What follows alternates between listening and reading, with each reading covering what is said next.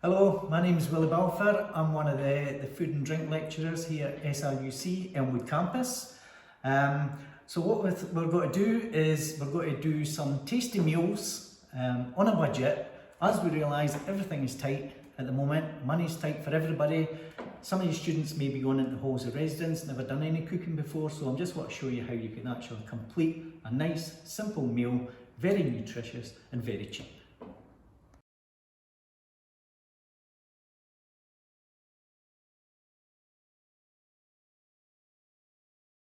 Okay, so went to the supermarket, any supermarket you want to. I've got some basic ingredients here. Now the total cost of this came to £8.04. Now from that we're going to get 3 meals. So the meatballs to start off with will be a double portion, so if you're entertaining friends, this is an ideal dish.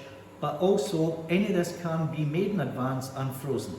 So as I say, it's £8 for the total cost, which means it's £2.60 for a meal, which is a lot better than getting a takeaway and a lot cheaper than buying a ready meal.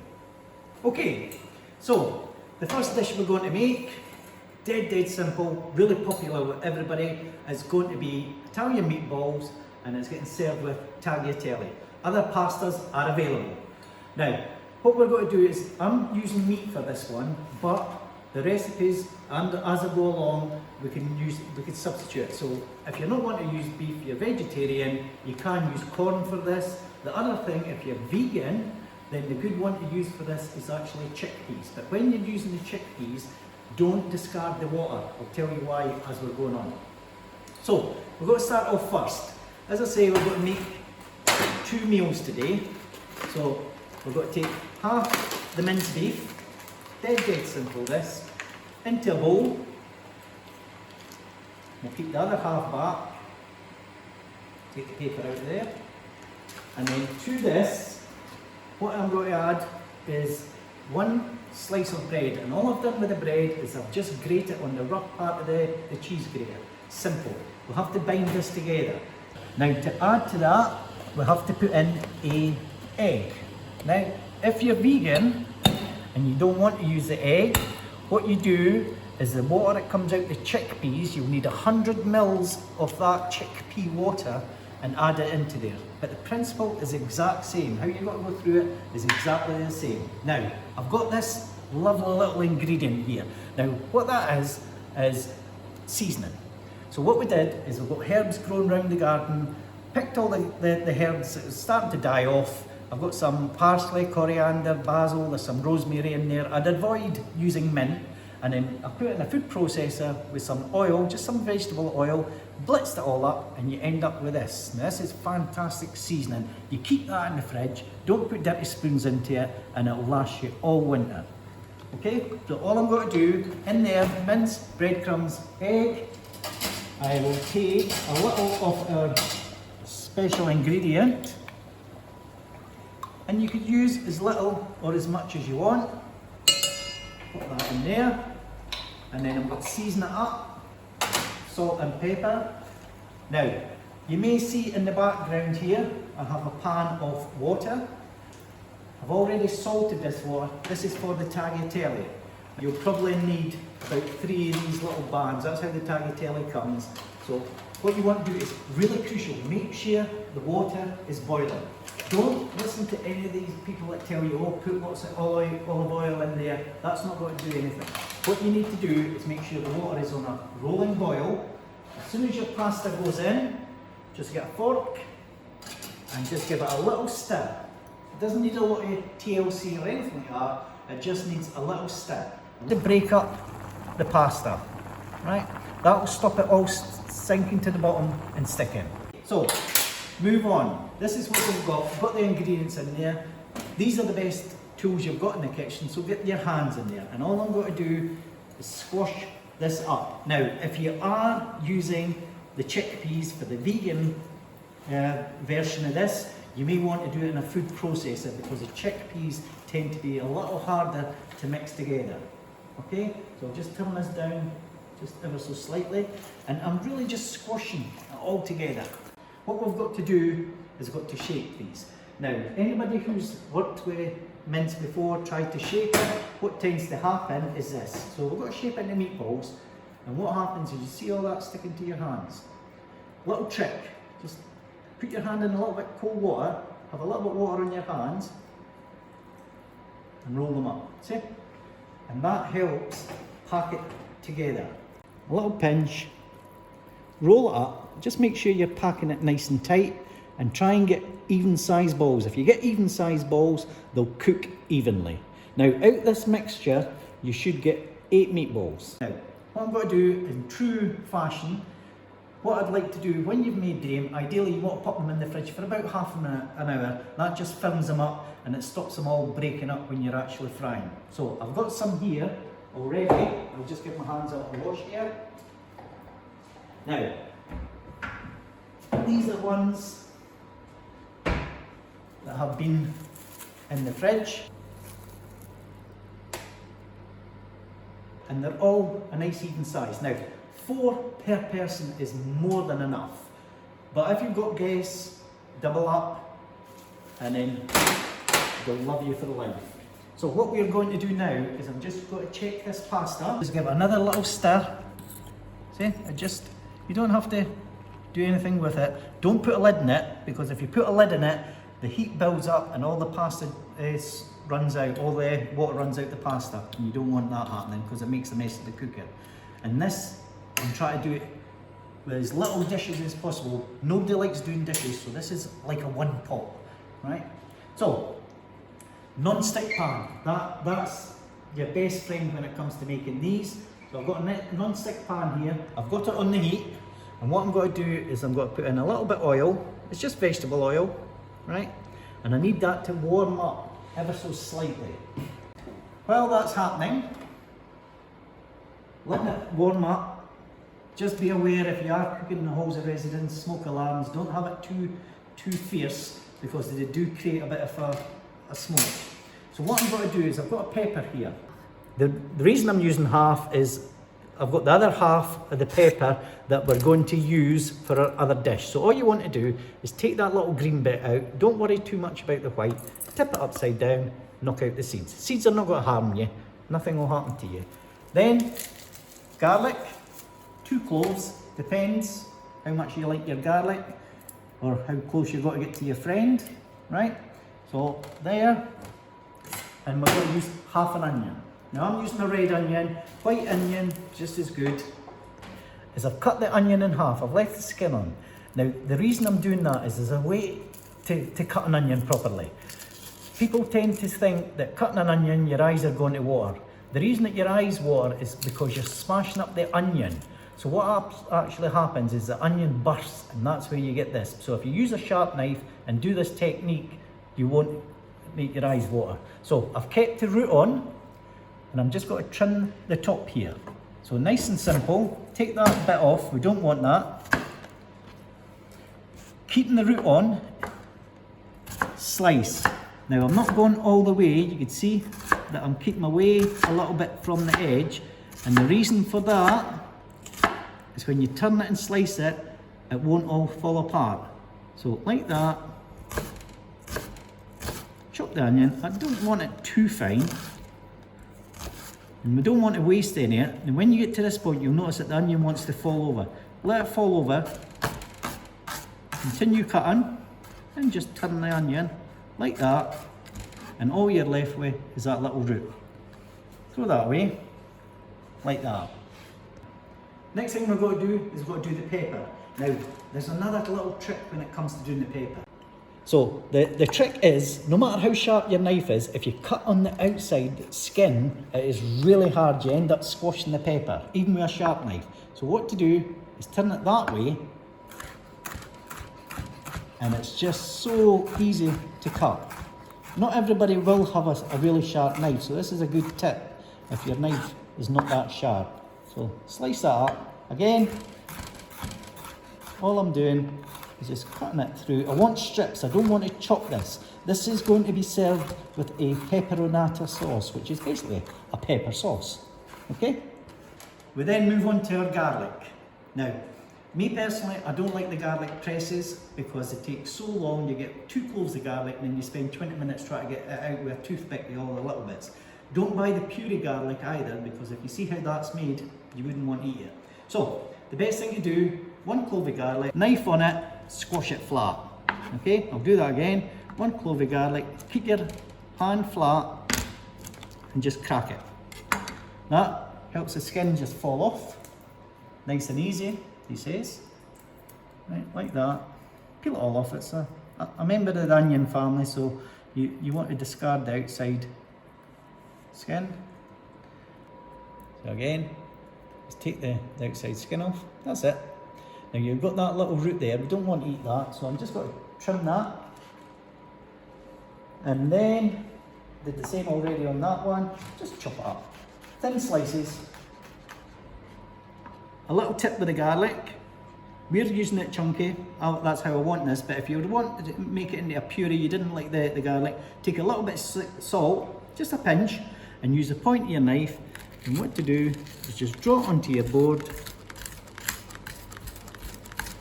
like that,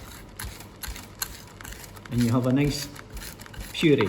That way you don't have to get the garlic press out and then spend 20 minutes, as I say, making it a puree. Okay? Just got to check the pasta. We want the pasta to be al dente. Al dente means to the bite. Now people will tell you the best way to do it is to do this and then throw it against the wall and see if it sticks. That's not how you do it. Right? What you do is you take this and you just have a little bite, like that. If it's really hard in the middle, give it a few more minutes.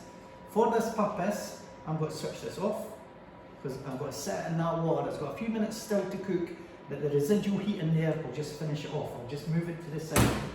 As I've warmed up the oil, I've got it nice and hot. Really, really important when you're doing this. Now, I'm only going to cook half of these meatballs because I've got to keep the other half for my tea. So what you want to do is you want to hear the sizzle, right? It's got to have that sizzle, right? You hear that. If you don't hear the sizzle, take them out. They're not hot enough, right? So what I want to do is just, and you see, the reason that we're using a non-stick frying pan is you shake it. Shake that around, and that'll keep the shape of the meatballs, and it helps pack them up. So sizzle them up. I've just got to turn them around so you can see there's a little bit of colour in there. I'm just going to add a touch of oil. And as you see, shake them. Don't be scared to shake them. Like that. And they just start getting that lovely caramelisation on the outside. That's what we're looking for. Right? We'll seal them all up and get a nice colour on there. At this point, a little bit of salt, a little bit of pepper, and then shake them up. So we've got to take our vegetables, the onions, the peppers and the garlic, and the whole lot go in. As I say, it's a one pot dish, apart from the pasta. And again, all we've got to do is cook that off. And all I want to do is soften up the onion.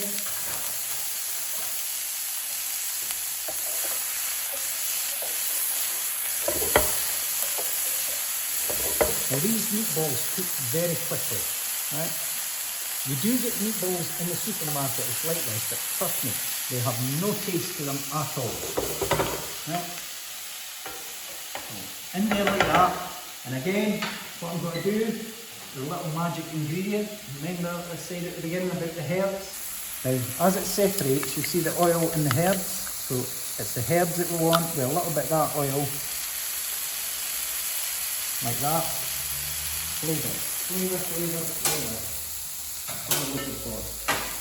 And again, I'll just stir this up. So already you get to smell all these peppers frying off, the onions frying off. And because we've added the meat in there, and we've got the vegetables in there, what happens is that caramelisation that comes with the meat, and then the flavour will go through all your vegetables as well. So soften them up. You don't want them too soft, Because what we're going to do now is we're going to add chopped tomatoes. In they go. Like that.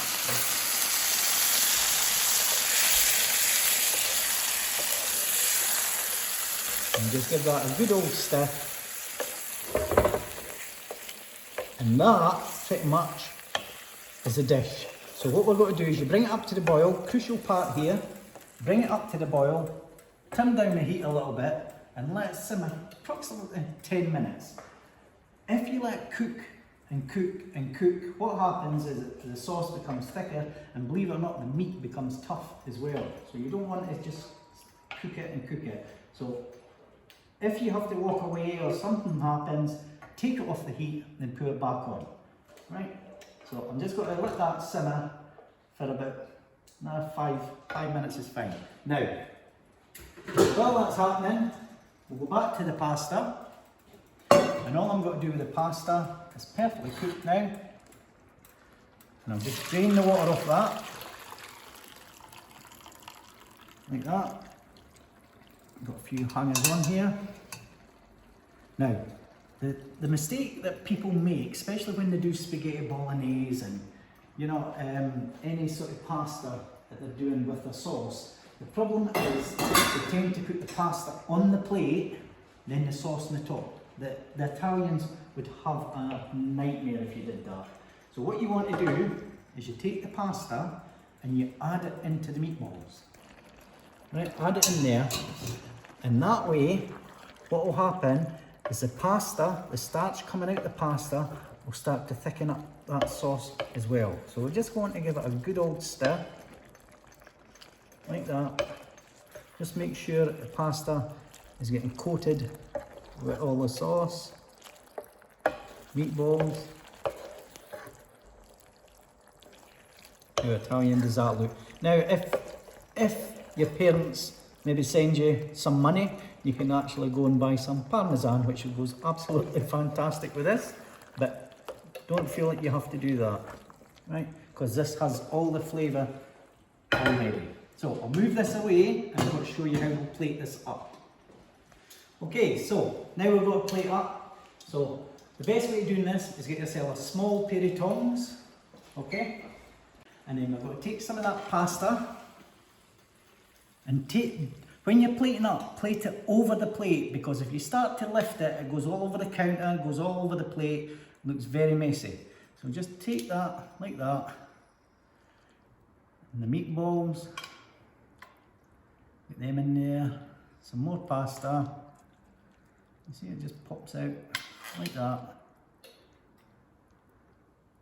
Pile it up in the middle, it'll find its own way to the sides. And then another of the meatballs, like this. And lastly, just a spoon. Take that lovely sauce, spoon it all over. Put it in the middle, give it a bit of height in it, make sure that all the pasta is getting covered, all the meatballs are getting covered, like that. And as you can see, I do like the sauce on there. And then last little bit, make sure nobody wants to eat off a dirty plate, so just give you a plate, a little wipe. And our finishing touch is a little bit of this oil from our herbs, again, and just, that oil has all that lovely flavour in there as well. And there you go, that's your pasta.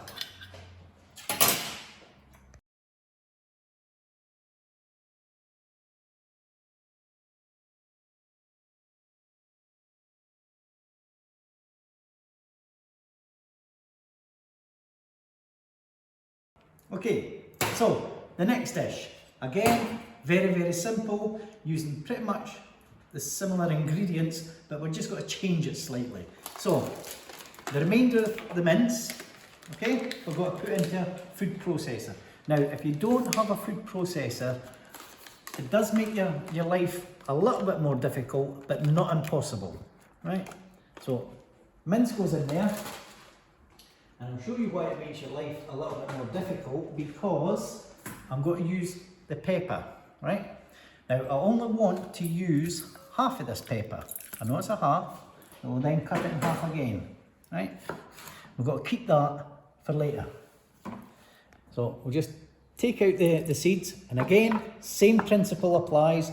Doesn't matter what you're doing, if you're cutting peppers, anything like that, cut them from the inside. Once you learn these little techniques, it does make your life so much easier. So they go in there. So the peppers go in. Then what we're going to do is we want to add a little bit of excitement to this, so we're going to put in a chilli. Again, it's up to you how much you put in. This one here is quite a mild chilli. Now, the thing about a chilli is people think it's the seeds that create the heat, okay? It's not really. The seeds are hot, but see that white membrane that's holding the seeds in? That is where the heat is, okay? So what I'm going to do, and the reason I'm doing it, I'm going to cut it lengthways, because the principle with this is the same as a pepper. If you try and cut on the outside, you don't cut all the way through, you got to pick it up and it's all stuck together. Now, the seeds are not going to do any harm, and I feel brave today, so all I'm going to do is I'm just chopping it up. I want everything, the whole lot. See all that? That goes in.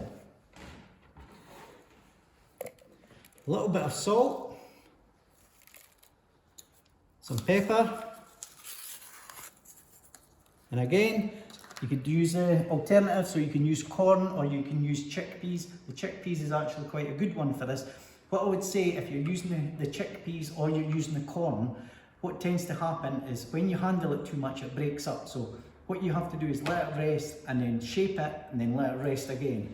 So in there, I've got salt, pepper, I've got the mince. Again, I need something to bind it all together. Breadcrumbs.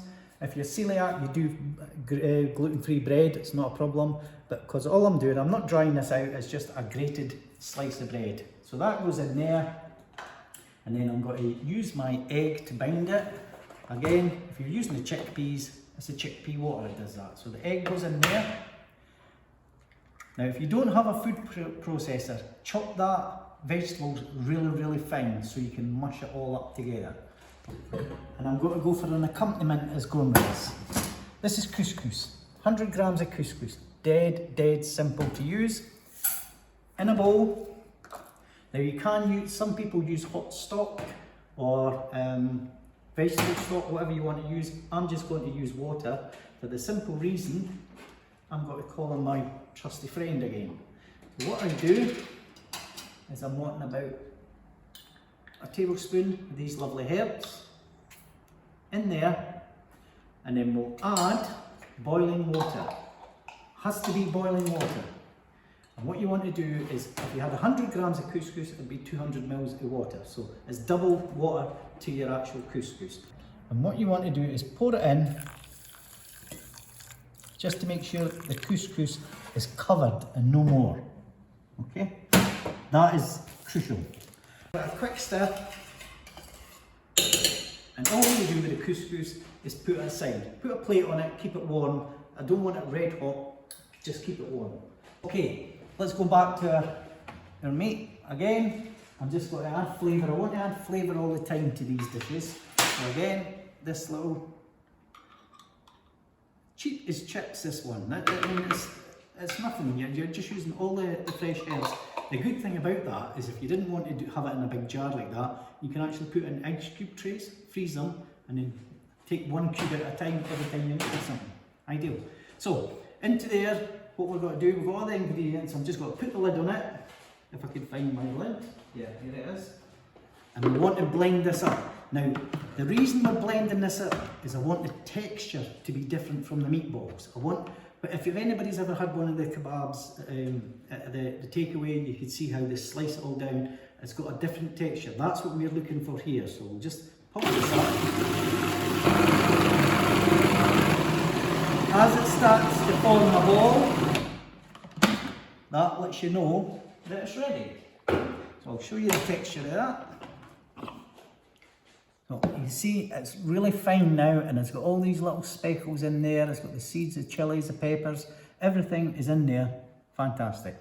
Okay, so put that to the side, and the same principle applies when you're doing this. You're going to shape it, but this time we've got to do it in a sausage shape. So I've made some already, and what I've done is I've shaped them on a skewer.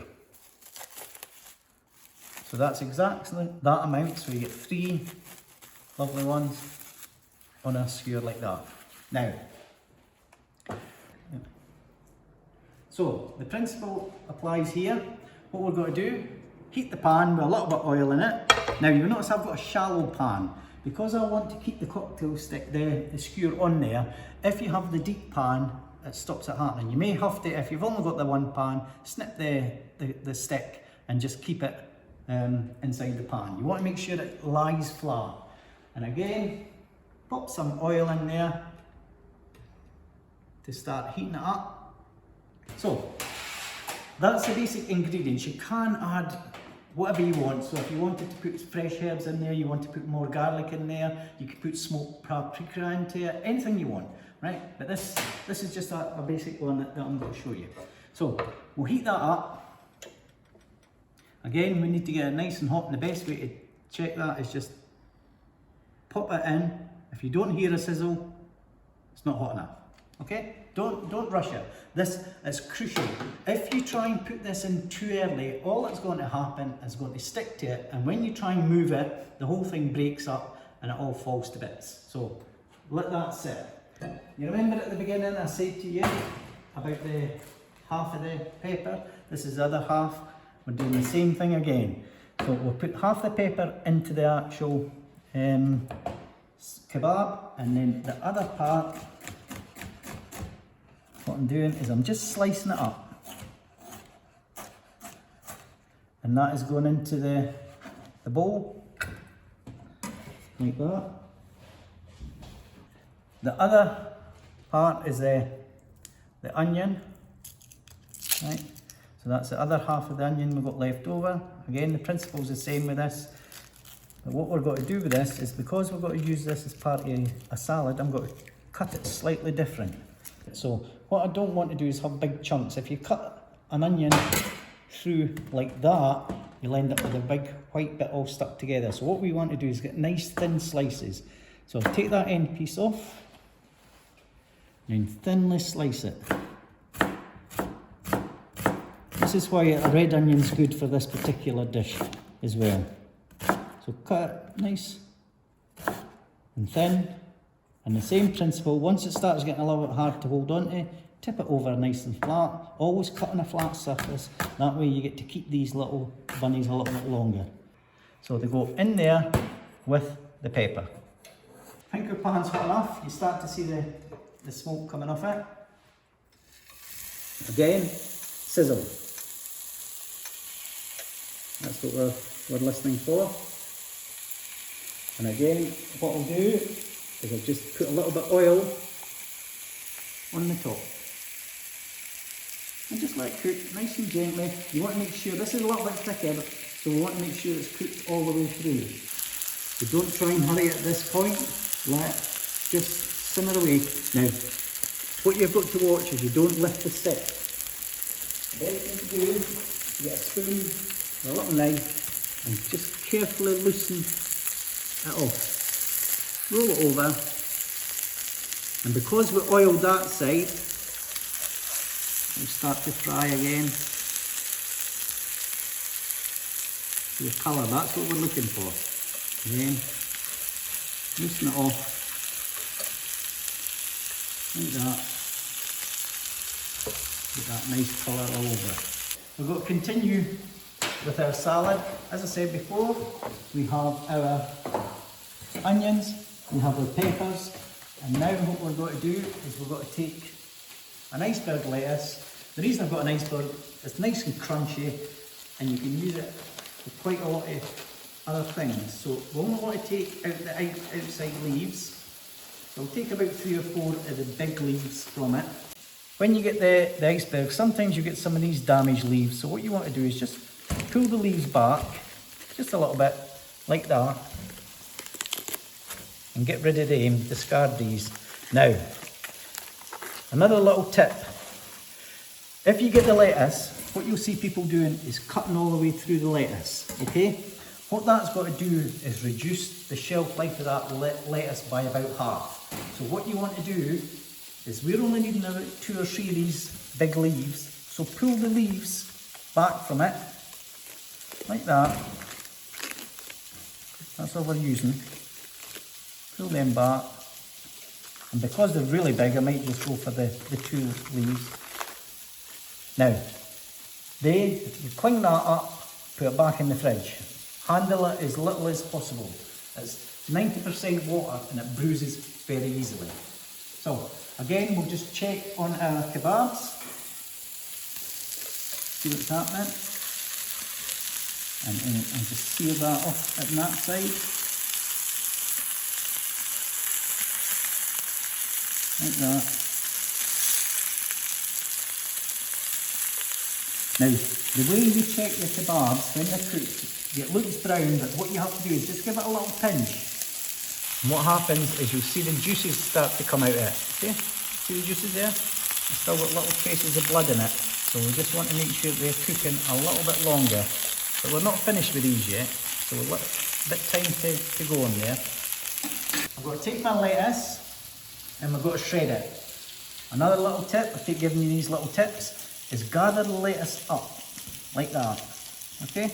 Into a nice neat pile, and just roll it all up nice and tight, okay? Then start at one edge,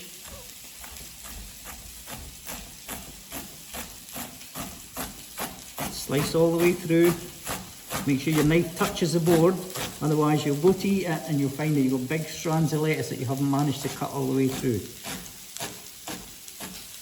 Like that. Break it up. In it goes. Now at this point, believe it or not, I'm going to season that up. A little bit of salt, a little bit of pepper, and in this case, a little touch of oil. And mix it all together. Don't add the oil too early, because what will happen is this will start to soften all the vegetables. So just right at the last minute, so it retains that crunch, like that. Now,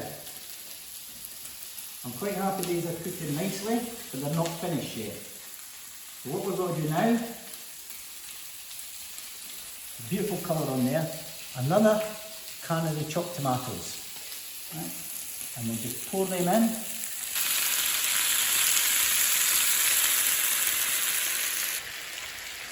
And just move them.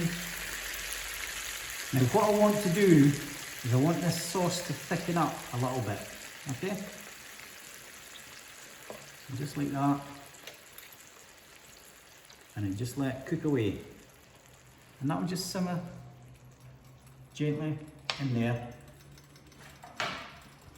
Now, what we'll do is we'll go back to our couscous, if you remember. I had the couscous, right, warmed it up in the boiling water, then we'll get a fork and just fluff it all up. It's absorbed all that water, so what we want to do is just fluff the whole thing up, like that. And then we've got to take our spoon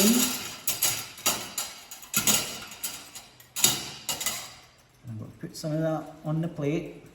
So just in a nice pile. Don't be too fussy with it.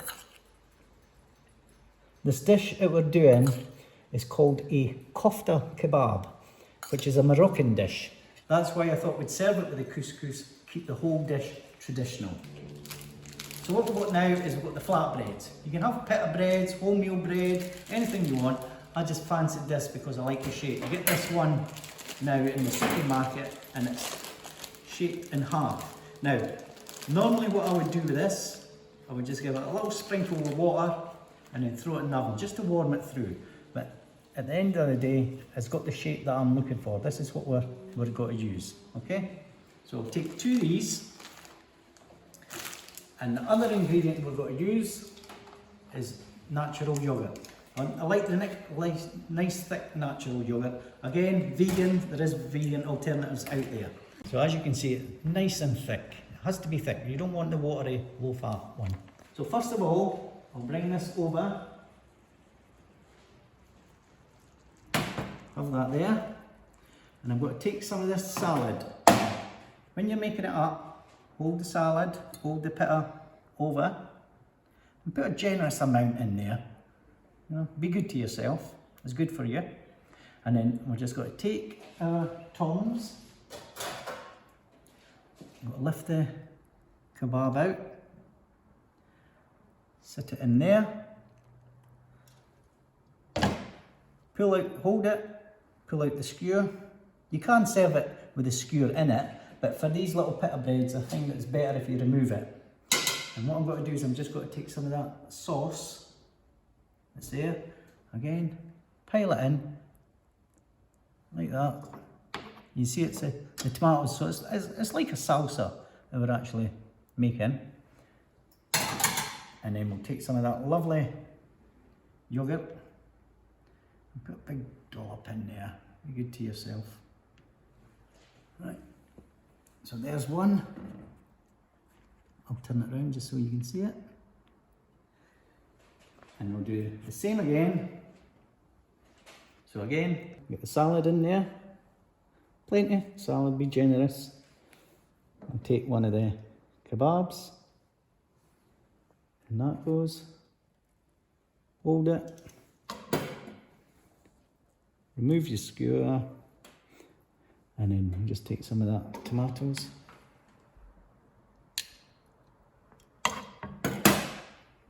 Generous dollop.